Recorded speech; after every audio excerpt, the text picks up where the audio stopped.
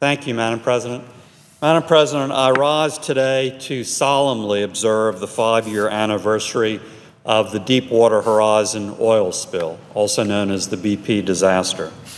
It was a major and deeply tragic incident that resulted in the loss of 11 lives in the Gulf of Mexico, and beyond that, really devastated the Gulf region. Madam President, I want to start where we should always start, by remembering in a solemn, prayerful way the 11 men who lost their lives in the incident.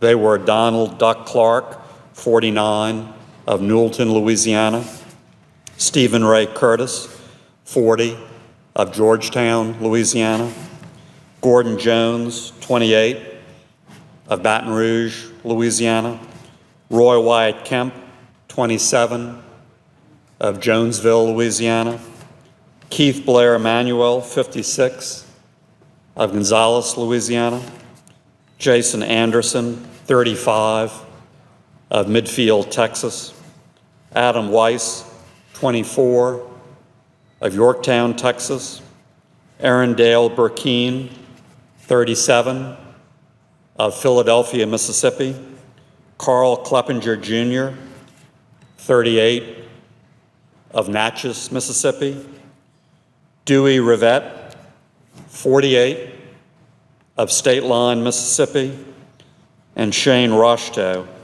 22, of Liberty, Mississippi.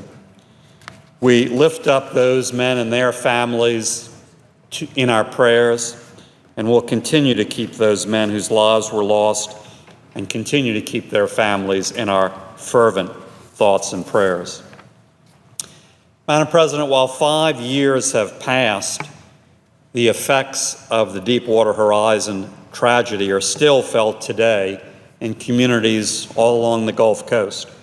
The terrible and unnecessary loss of life, the harming of our precious coastal ecosystems, and persisting economic burdens serve as a continuing reminder of the failures that led to the spill, as well as the lessons learned in the 5 years since.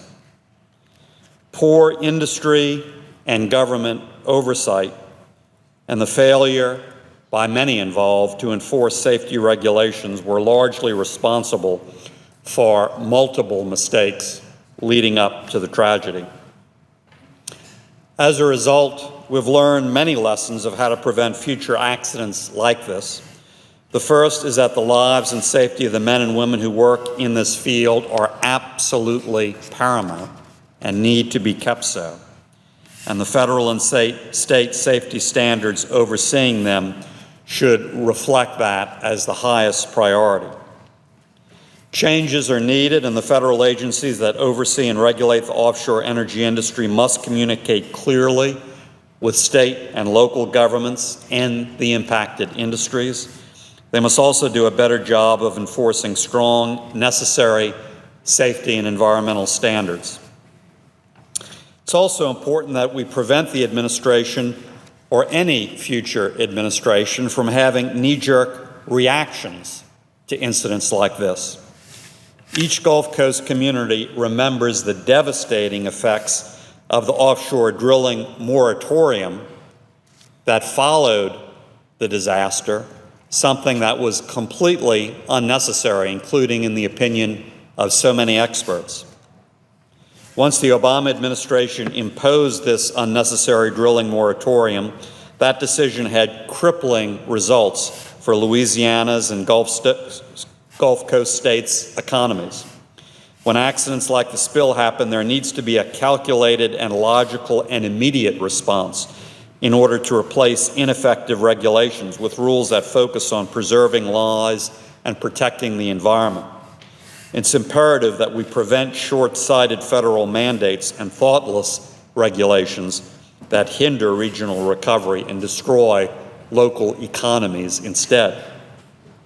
We've also learned that there needs to be a clear and specific judicial and penalty process in place in order to ensure that claims can be efficiently filed and finalized, in order to let those who are affected by such disasters return to some sense of normalcy day-to-day normalcy, economic normalcy as quickly as possible.